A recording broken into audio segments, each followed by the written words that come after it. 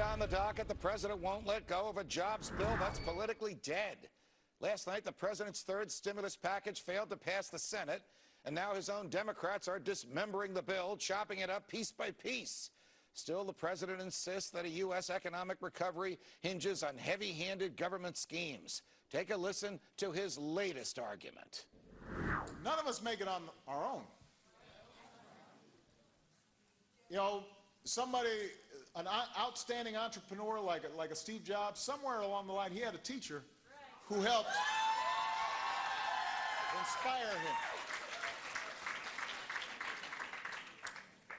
All those great internet businesses wouldn't have succeeded unless somebody had invested in the government research that helped to create the internet. We don't succeed on our own. Government research that helped to create the internet. I guess he's hanging out with Al Gore. In the president's view, we don't succeed on our own, and we can't enjoy economic security without government central planning. Why, Vice President Joe Biden went so far yesterday as to suggest that rapes and murders will increase if Congress doesn't pass the jobs bill. They both seem to believe that economic growth is predicated first and foremost on government. America, this is a dangerously backward idea that will keep this economy stuck in its tracks. Economic growth depends not on the latest policy prescriptions from the brain trust in Washington, but on the creative energy of entrepreneurs who risk their own fortunes to pursue an idea and to find a need and fill it. So now, the White House and the Democrats are busy cutting up their own jobs bill. Is there anything there worth keeping? Who better to ask than Utah Republican Senator Mike Lee, author of the terrific book, if you haven't seen it, do so, The Freedom Agenda. Senator Lee, it's a pleasure. Welcome back to Freedom Watch. Thank you, Judge.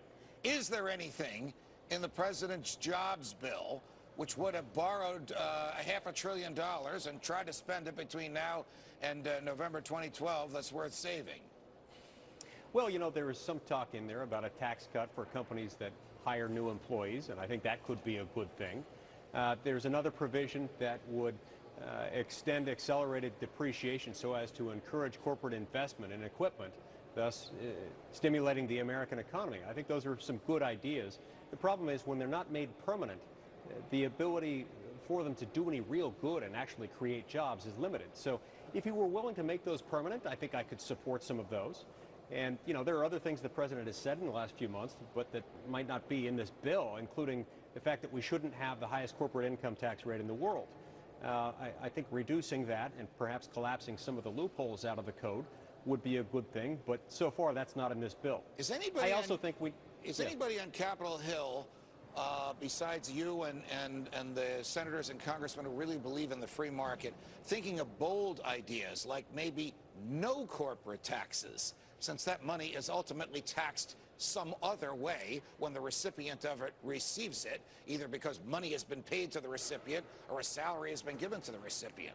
How about if we reduce corporate taxes to zero? Won't that cut unemployment radically and quickly?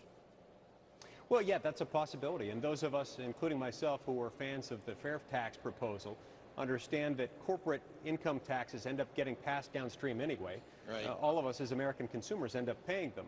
There is no proposal other than something like that, a dramatic transformation of our tax system right now that would do that. But there are things like the proposal that I'm introducing that would permanently reduce the tax imposed on repatriated foreign profits, foreign earned profits, down to 5%.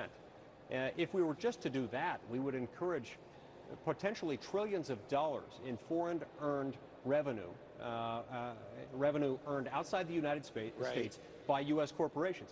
We'd encourage a lot more of that to be brought back home, where it could be invested and be used to create jobs. I want to address an issue with you, and I think you carefully mentioned it when you said your proposal would permanently repatriate this money by permanently reducing the tax rate on income generated overseas from 35% corporate tax rate to 5%.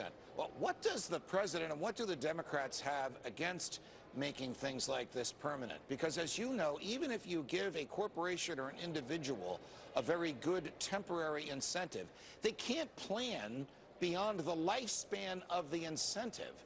And corporations and individuals are most effective when they can plan for the long run, when they know what taxes will be in 2014 as well as 2012.